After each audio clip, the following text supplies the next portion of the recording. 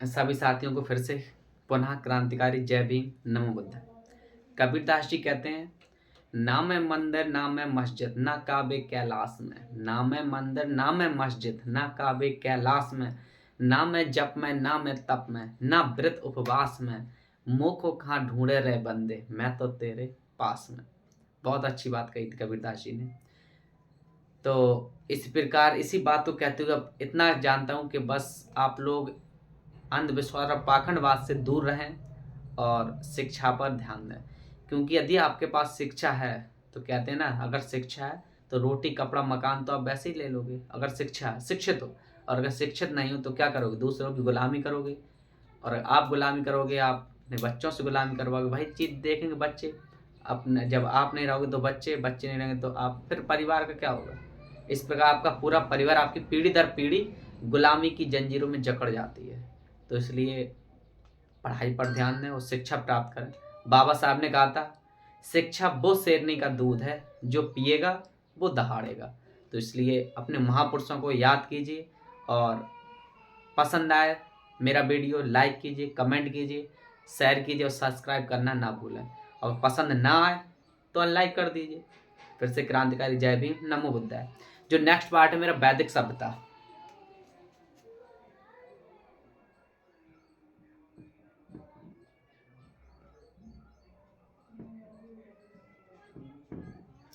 वैदिक सभ्यता, वैदिक सप्ताह को कितने भागों में तोड़ा गया। सबसे पहले बात आती है वैदिक सप्ताह। ये वैदिक सप्ताह आई कहाँ से, वैदिक सप्ताह को लेकर कौन आया, कब आया, वैदिक सप्ताह नाम किसने रखा, हमारे भारत में वैदिक सप्ताह का जन्म कैसे हुआ, सबसे पहले ये बात आती है। तो याद रखना, जो वैदिक सप्ताह है, वैदिक सप्ताह को कौन लेकर आता, आर्य। अब बात आती है आर्य कौन थे। तो पहले देखो, वैदिक सप्ताह कितने प्रकार के थे।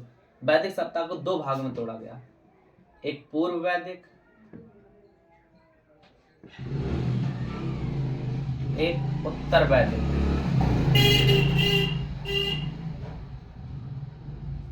एक पूर्व वैदिक, एक उत्तर वैदिक। पूर्व वैदिक का दूसरा नाम इसी को कहा जाता है ऋग्वैदिक।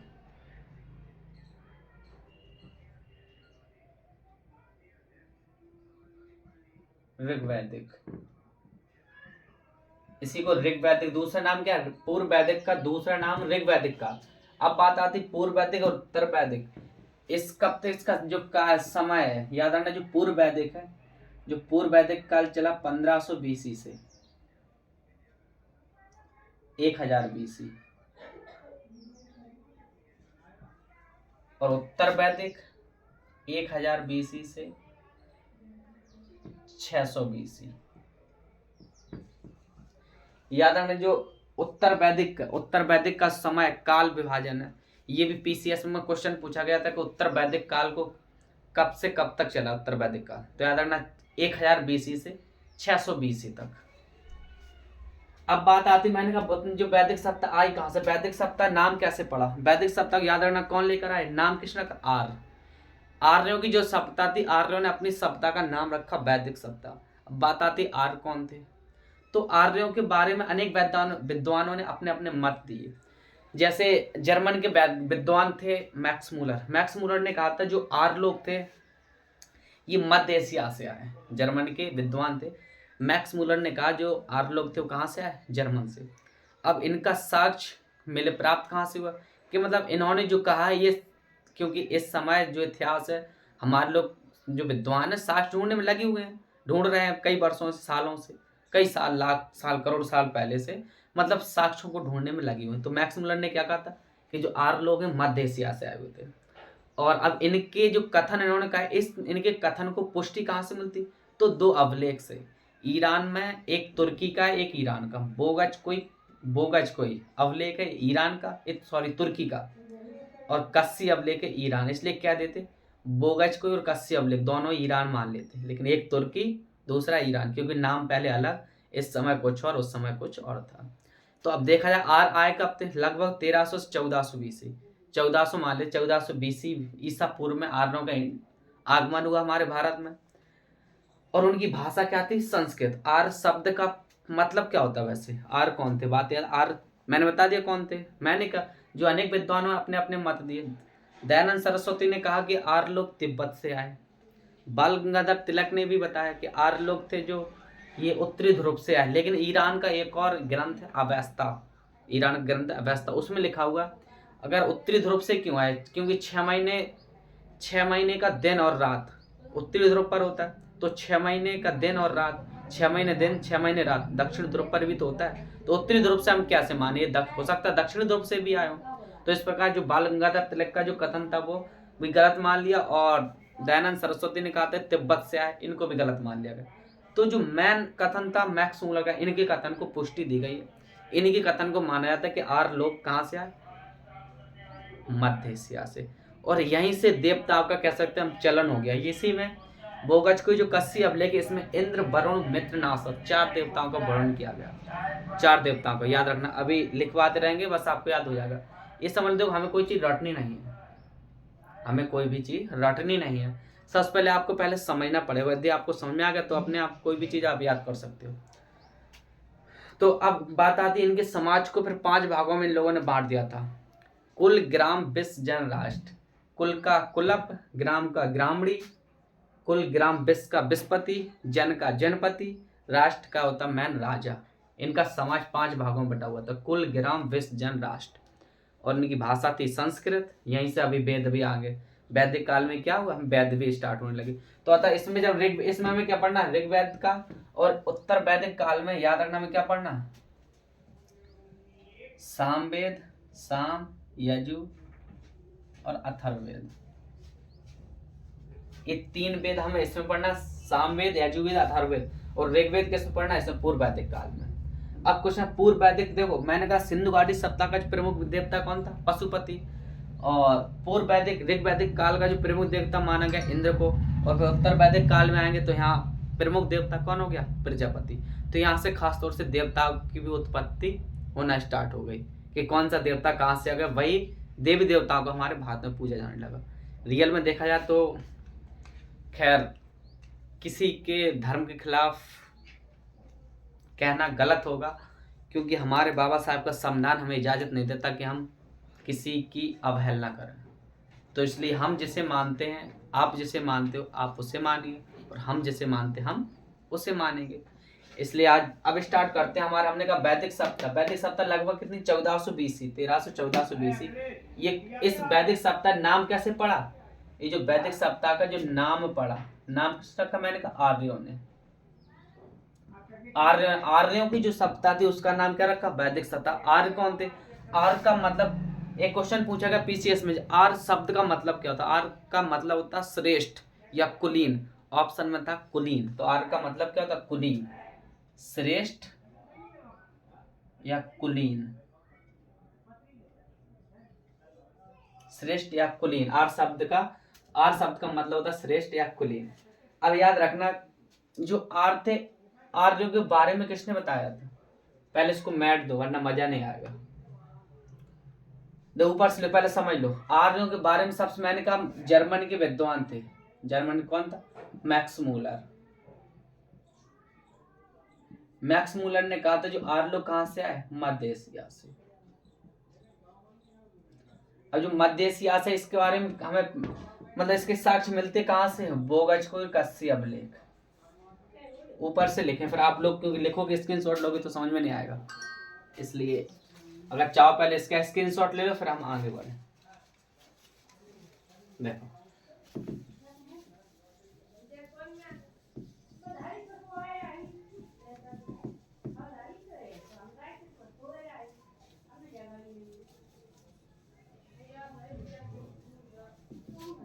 तो मैंने कहा जो वैदिक सप्ताह कौन लेकर आया, आर्यों का आगमन,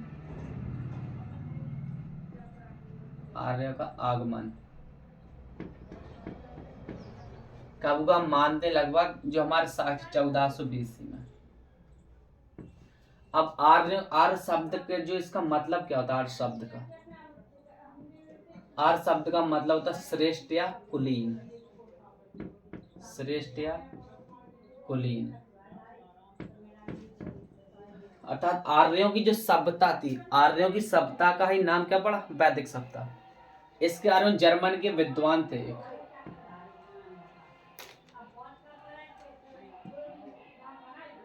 जर्मनी के विद्वान। जर्मन के विद्वान थे, कौन थे? विद्वान मैक्स मूलर।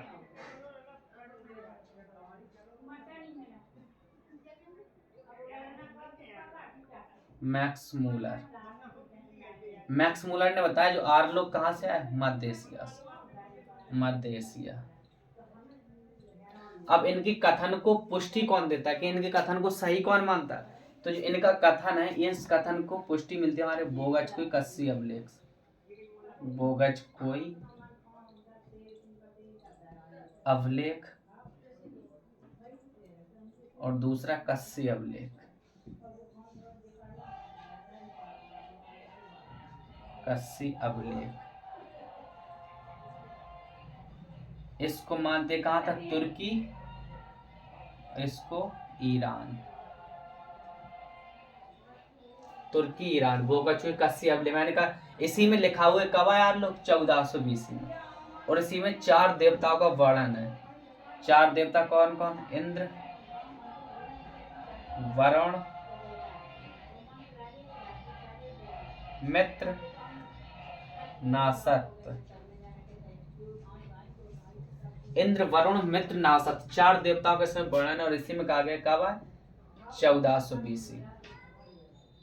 इनका आगमन कब माना गया? 1420। इस प्रकार लेकिन दयानंद सरस्वती ने भी बताया। फिर किसने बताया? दयानंद सरस्वती।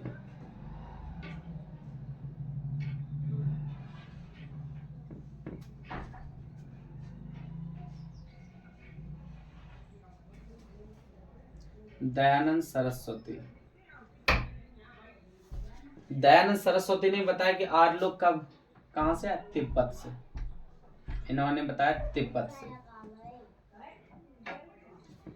बाल गंगाधर तिलक ने बताया कि आर्य लोग कहां से आए? उत्तरी ध्रुव से। लेकिन ईरान का ग्रंथ अवेस्ता, उसमें कहा गया कि उत्तरी ध्रुव से क्यों आए? दक्षिण ध्रुव से भी तो हो सकता, क्योंकि 6 महीने और दिन और रात उत्तरी ध्रुव पर रहता और 6 महीने दिन और रात दक्षिण ध्रुव पर रहता। तो बाल गंगाधर तिलक और दयानंद सरस्वती इन दोनों के कथन को यहाँ से अमान कर दिया गया। और जो मैन मानते किसको है? मैक्स मूलर के कथन को। अब चाहो तो स्क्रीनशॉट ले लो पहले।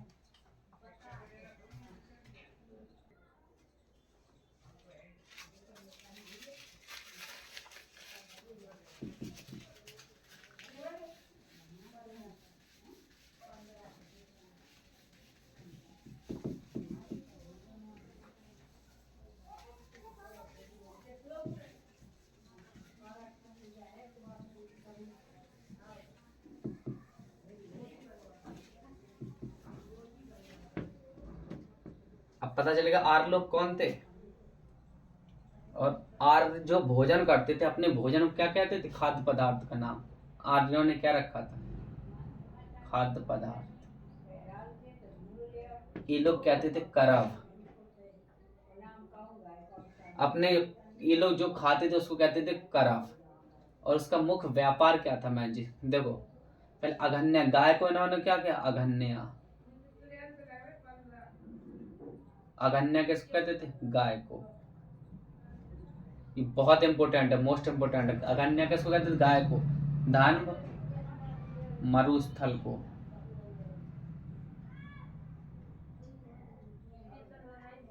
पारावत कहते थे समुद्र को।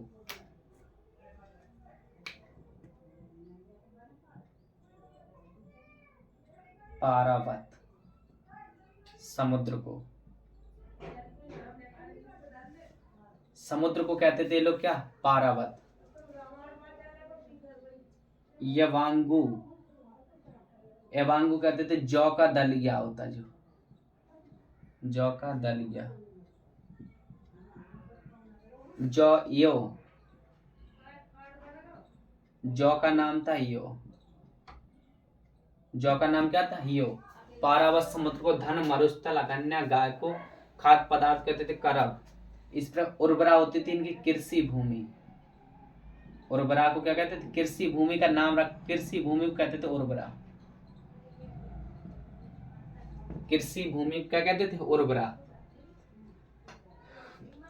बस ये है जो हमारे मैन। अब यहाँ से प्रमुख नदियां जो हमारे पेपर में बार बार पूछी जाती हैं, जैसे काउल को कहते थे कुबा, सिंधु कहते थे सिंध या हेरत, झेलम को कहते थे बितास्ता, गंडक को कहते थे सदानीरा, घग्गर को कहते थे द्वाबदती, और ब्यास को सतलज को सतुद्री, ब्यास को बिपाशा, झेलम को बितास्ता, रावी को परुष्णी। ये हमारी जो प्रमुख नदियां हैं, पहले इसको लिख ली फिर इसके बाद इसको हटाऊं।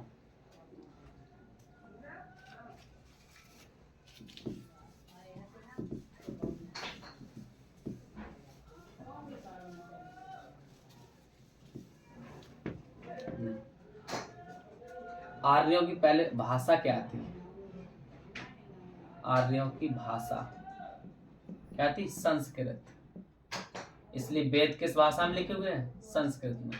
हमारे वेद संस्कृत में लिखे हुए, इसलिए वेद कौन लेकर आया? अभी वेदों के बारे में पढ़ा हूँ, कहते हैं ये ऊपर से आवाज आई, ये किसी मनुष्य ने नहीं लिखे। जब मनुष्य ने नहीं लिखे फिर किसने लिखे? आए कहाँ से हमारे? हर चीज आपको पाखंडवाद की भी अभी कमर तोड़ूंगा आगे चल के, देखते हैं। आर्यों की भाषा क्या मानते? संस्कृत।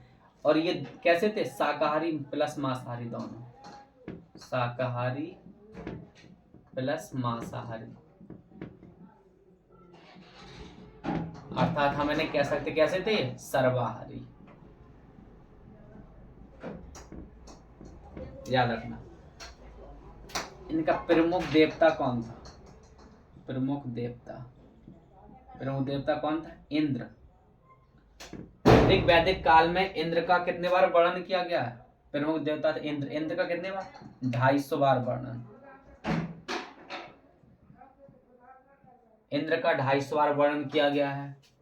अग्नि का 200 बार, अग्नि का 200 बार वर्णन किया गया।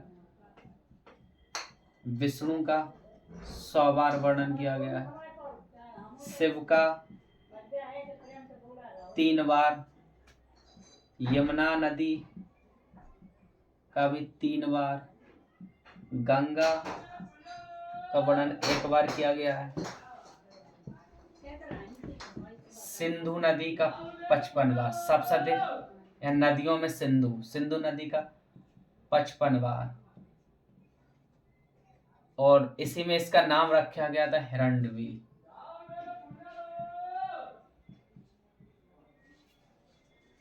सिंधु नदी को कहते थे हिरण्यवी। और इसकी सबसे पवित्र नदी थी सरस्वती। सरस्वती का वर्णन है 50 बार। ये हमारे कुछ इंपोर्टेंट है जो ऋग वैदिक काल में, ऋग वेद में कहा गया किसका प्रमुख देवता इंद्र मानते थे। पूर्व वैदिक काल में ऋग वेद में इंद्र का 250 बार वर्णन किया गया, अग्नि का 200 बार किया गया, विष्णु का 100 बार किया गया, शिव का 3 बार, यमुना नदी का 3 बार, सिंधु नदी 55 बार, इसका नाम था हिरण्यवी। 55 बार सिंधु नदी। लेकिन पूर्व वैदिक ऋग वैदिक काल की सबसे पवित्र नदी जो थी वो थी सरस्वती। उस सरस्वती का वर्णन 50 बार किया गया। इसके बाद जैसे ये इसके बाद जो उत्तर वैदिक काल आएगा वहां हमारा प्रमुख देवता क्या होगा? प्रजापति। इसमें थे इंद्र।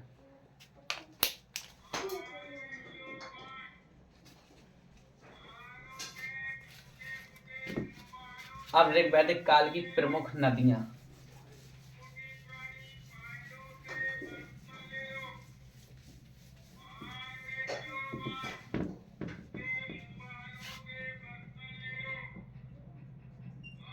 ऋग वैदिक कालीन नदियां,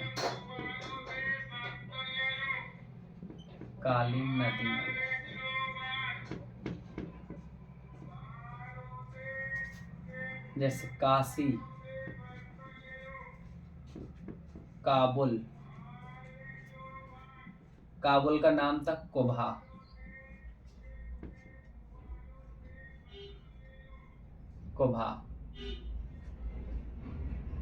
सिंध,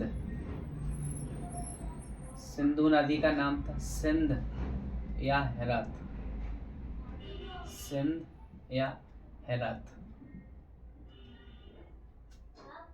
झेलम नदी को क्या कहते थे? बितास्ता।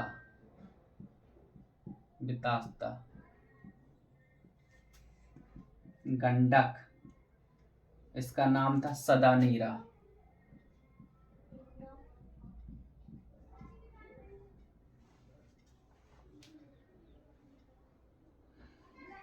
काबुल, सिंधु, झेलम, गंडक, रावी, रावी का नाम था परुसेड़ी, परुसेड़ी। गोमती, गोमती नदी कहते थे गोमल, इसका नाम था गोमल।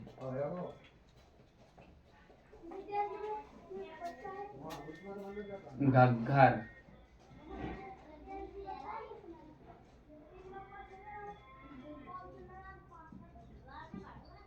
घग्घर नदी कहते द्वापदती। ब्यास, ब्यास को कहते बिपाशा, ब्यास को कहते बिपाशा। सतलज को कहते थे सतुद्री, सतलज, सतुद्री। सतलज का नाम था सतुद्री। ये हमारी जो प्रमुख नदियां हैं, ऋग वैदिक काल की प्रमुख नदियां, काबुल, काशी, झेग, रागो, ब्यास। हो गया। एक थी कुर्रम, कुर्रम को भी कहते थे कुमू, लिखना लिख लो कुर्रम।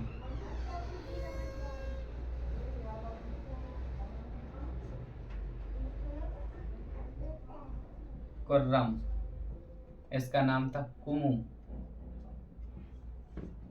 ये हमारी प्रमुख नदियां, ऋग वैदिक काल की प्रमुख नदियां। अब इसके बाद स्टार्ट होता है वैदिक साहित्य। अब बात आती, ये थी प्रमुख नदियां ऋग वैदिक काल की। अब यहां से स्टार्ट होता उपनिषद। जो वैदिक साहित्य में क्या था, उपनिषद। अब बात आती उपनिषद कितने थे, उपनिषद की संख्या। उपनिषद का मतलब क्या होता है?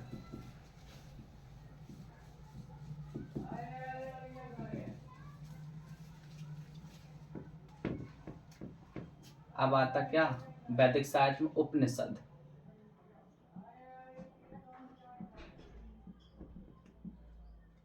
अर्थात उप प्लस निषद, उपनिषद। उप का मतलब निषद, आना था पास में। निषद मतलब समझना हमें क्या, बैठना, पास में बैठना, किसके, गुरु के। उप मतलब पास, निषद मतलब बैठना, किस पास में बैठ, किसके पास में, गुरु के। अर्थात गुरु के पास में बैठकर आत्मा और परमात्मा का ज्ञान लेना ही उपनिषद कहलाता है। तो उपनिषद कितने, उपनिषद की संख्या थी कितनी, 108। 108 कौन कौन से? 4 उपनिषद थे गद्य में, 4 प्लस 2 प्लस 102 गद्य। क्वेश्चन पूछे गद्य में कितने उपनिषद हैं, 4। गद्य और पद दोनों में, गद्य, गद्य व पद, गद्य व पद दोनों में कितने उपनिषद हैं, 2। और सिर्फ पद में अकेले कितने, 102। 102 है पद में उपनिषद। अब कौन कौन से, 4। कठ, ईश, श्वेताश्वर, मैत्रेयी।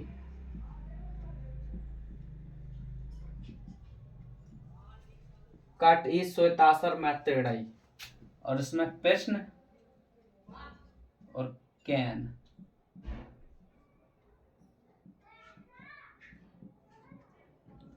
प्रश्न उपनिषद, कैन उपनिषद। और इसमें कितने, 4। कठ, ईश, श्वेताश्वर, मैत्रेयी। कठ, ईश, श्वेताश्वर, मैत्रेयी, प्रश्न और कैन। और 102 है कि इसमें पद में। क्वेश्चन आता सबसे बड़ा उपनिषद कौन सा है और सबसे छोटा उपनिषद किस। क्वेश्चन पूछा गया पेपर में कई बार, सत्यमेव जयते किस उपनिषद से लिया गया, ओम शब्द किस उपनिषद से लिया गया है, याज्ञवल्क गार्गी का संवाद कहां से, यम नचिकेता का संवाद किसमें। देखो मैंने कहा सबसे बड़ा उपनिषद,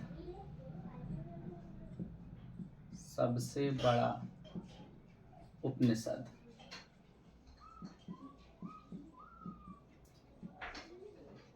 बृहदारण्यक।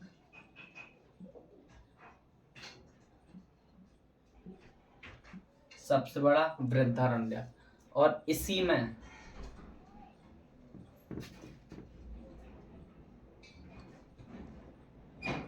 याज्ञवल्क्य,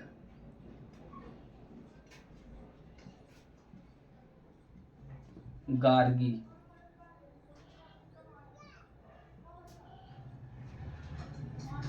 गार्गी का संवाद है। इसी में तमसोमा ज्योतिर्गमय, तमसोमा ज्योतिर्गमय इसी से लिया गया। और क्वेश्चन पे जो ओम शब्द का प्रयोग, ओम शब्द यहीं से लिया गया है। ओम शब्द भी बृहदारण्यक से ही लिया गया। सबसे छोटा उपनिषद मांडुक्य उपनिषद। क्वेश्चन पूछे सबसे छोटा उपनिषद, सबसे छोटा उपनिषद, उपनिषद मांडुक्य उपनिषद, मांडुक्य उपनिषद। सबसे छोटा मांडुक्य उपनिषद। क्वेश्चन पूछा सत्यमेव जयते किससे लिया गया है? मुंडकोपनिषद से।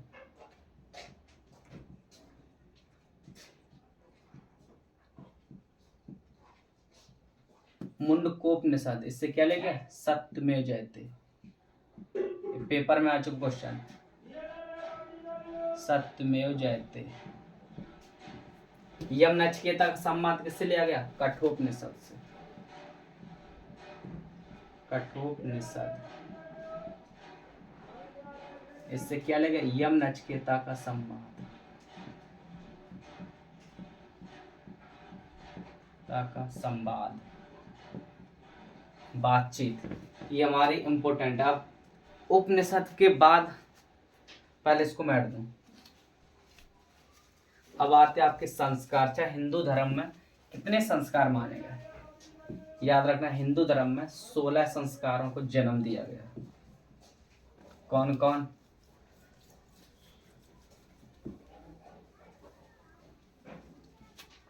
संस्कार।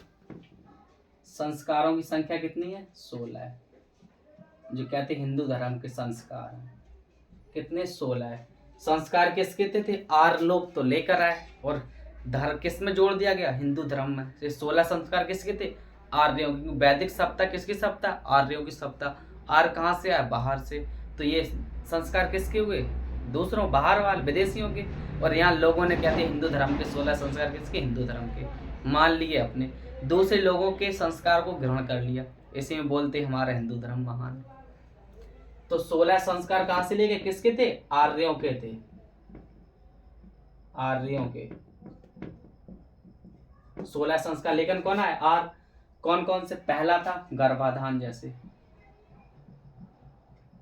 गर्भाधान संस्कार, गर्भाधान, पुंसवन, जाति कर्म,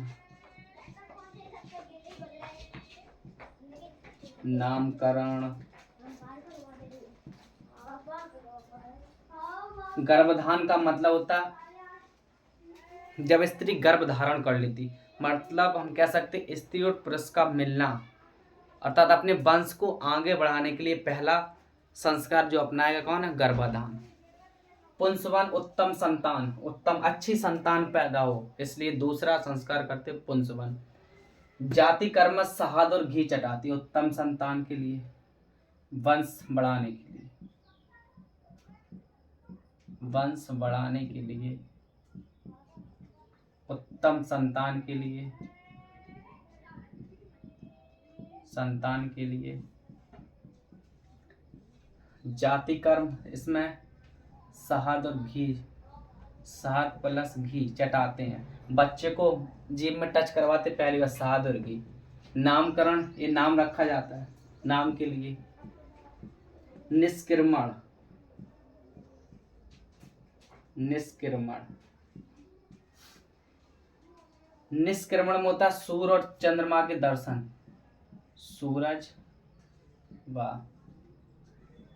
चंद्रमा के दर्शन करवाते बच्चे को, निष्क्रमण। इसी प्रकार होता है अन्नप्राशन, अन्नप्राशन। इसका चूड़ाकर्म, चूड़ाकर्म अन्न, अन्न भोजन करवाते। चूड़ाकर्म का मतलब बच्चे कहते मुंडन होना, ये जो मुंडन है यही है संस्कार। अन्नप्राशन का चूड़ाकर्म, कर्णभेदन, जो अंतिम संस्कार होता है वो अंत्येष्टि, अंतिम अंत्येष्टि, अंत्येष्टि। इसमें व्यक्ति जो मर जाते हैं, ये हमारे 16 संस्कार होते हैं, याद रखना। गर्भधान, पुंसवन, जातिकर्म, नामकरण, निष्क्रमण, अन्नप्राशन, चूड़ाकर्म, है ना। और चूड़ाकर्म के बाद जैसे होता है फिर लास्ट अंतिम होता है हमारा क्या, कर्णवेदन, फिर लास्ट में क्या, अंत्येष्टि। ये हमारे 16 संस्कार। इसके बाद स्टार्ट होता है वेद।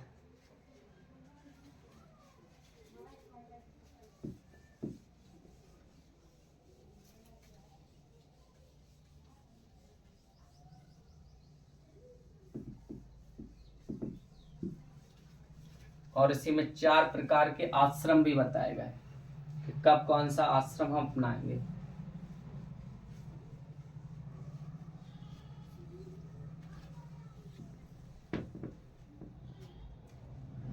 थोड़ा पानी पी लो, 1 मिनट।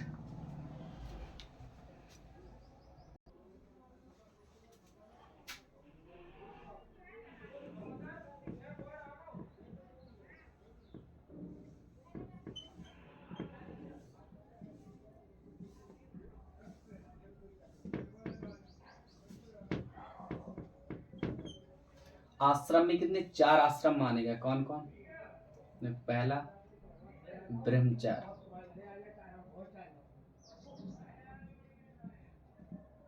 ब्रह्मचर्य,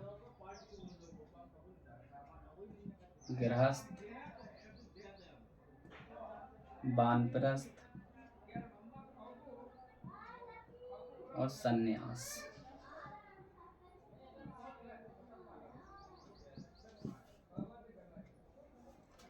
ब्रह्मचर्य कब से कब, 0 से लेकर 25 वर्ष तक माना गया ब्रह्मचर्य।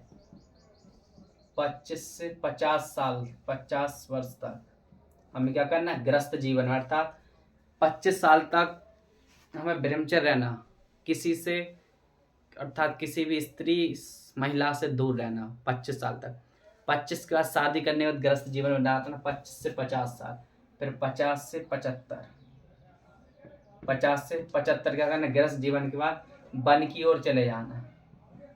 वन में 75 साल के बाद हमें क्या करना, गृहस्थ जीवन, अर्थात 75 साल के बाद 100 साल कह सकते हैं। इसके जो बीच में हमें क्या, संन्यास धारण कर लेना। ये हमारे एक वैदिक कालीन आश्रम। अब यहाँ से अब स्टार्ट होता है हमारा उत्तर वैदिक काल।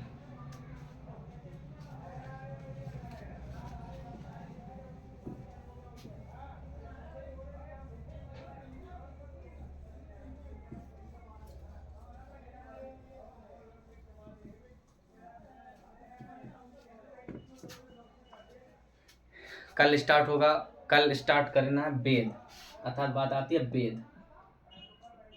तो वेदों की संख्या कितनी है, 4। वेदों की संख्या 4 कहते हैं। वेद किसने बताया, कृष्ण द्वैपायन वेद व्यास। वेदों के बारे में किसने बताया, कृष्ण द्वैपायन वेद व्यास जी ने वेदों के बारे में। वेदों की संख्या 4 मानेंगे।